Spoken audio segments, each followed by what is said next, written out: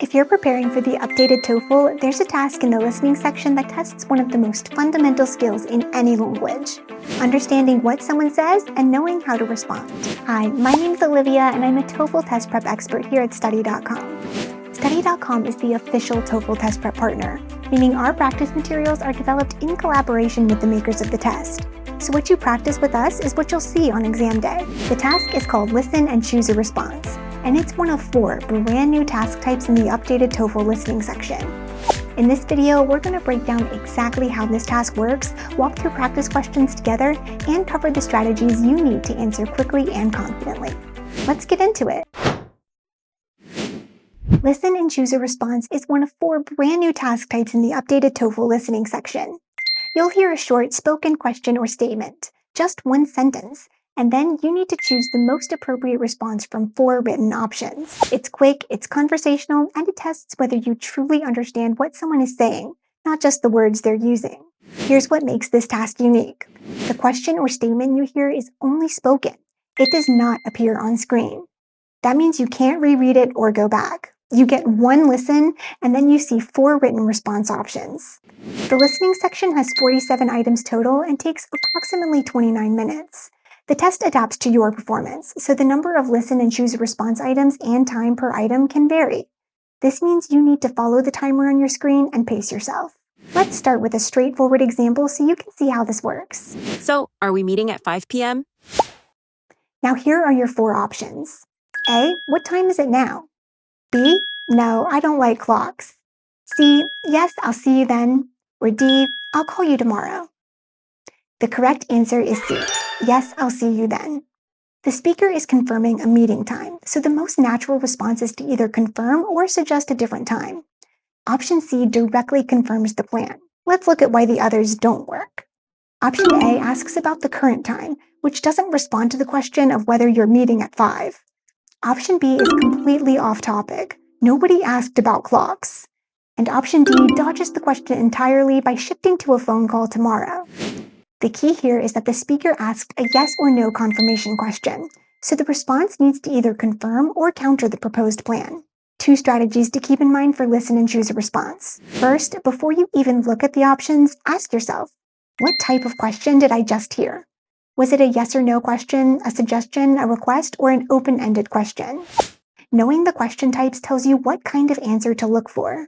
Second, eliminate options that don't match the conversation topic.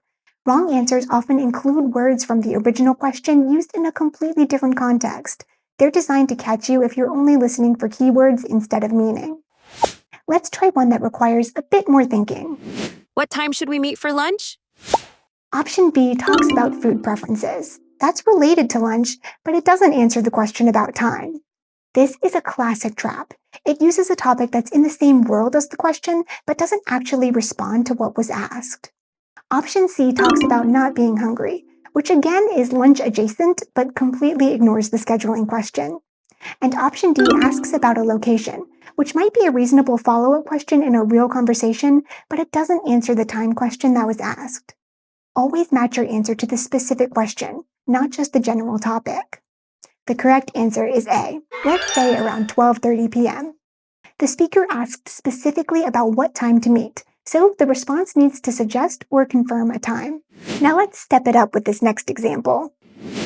Can we reschedule our meeting to next week?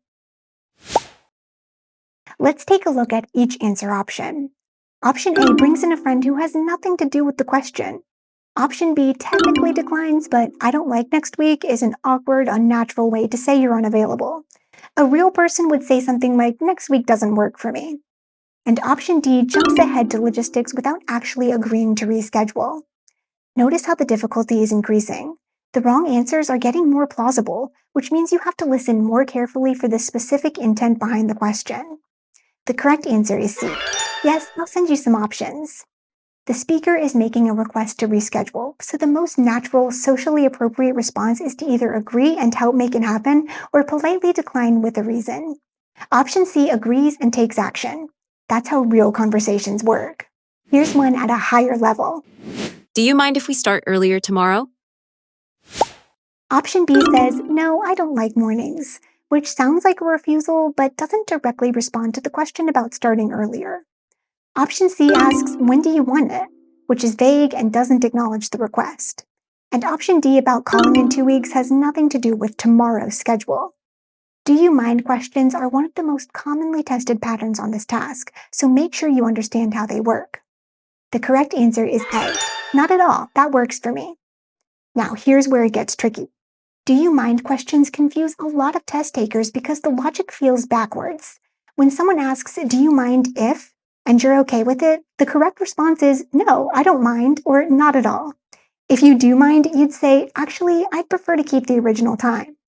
Option A nails it. Not at all means, I don't mind, go ahead. All right, now it's your turn. Here's one to work through on your own. Pause the video, pick your answer, and drop it in the comments. Take a moment, think about what type of question this is, and choose the response that actually answers it. Where is the nearest bus stop? Let's take a look at each answer option. Option A talks about nearly missing a bus. Related topic, but doesn't answer the question about location. Option B answers a frequency question. How often does the bus come? Not a location question. And option D talks about the speaker's own travel plans, which ignores the person asking for help entirely. See the pattern? 3 wrong answers connect to the topic of buses or transportation, but don't match the specific question being asked. The correct answer is C. I can help you find it. The speaker is asking for directions to a location. Option C directly responds by offering to help find the bus stop. Now that you've seen how this task works, let's talk about how to prepare. The best thing you can do is expose yourself to as much natural conversational English as possible. Watch English language TV shows, listen to podcasts, and pay attention to how people actually respond to each other in everyday situations.